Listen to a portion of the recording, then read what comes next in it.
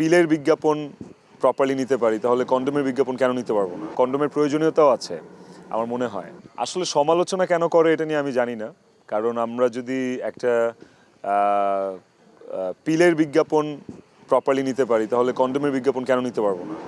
যে জিনিসটা আমি ব্যবহার করি, যে জিনিসটার কনজিউমার আমরা, সেটা বিজ্ঞাপন দেখতে সমস্যা কোথায়? এই ট্যাবু থেকে সোসাইটি আসলে কবে বের হবে আমাদের দেশে আমি জানি না, বিকজ আমাদের পার্শ্ববর্তী দেশগুলোতে কন্ডোমের বিজ্ঞাপন অনেক ভালো ভালো বাজেটের ভালো ভালো অ্যাক্টর অ্যাক্ট্রেসরা করে এবং কন্ডোমের প্রয়োজনীয়তাও আছে আমার মনে হয়।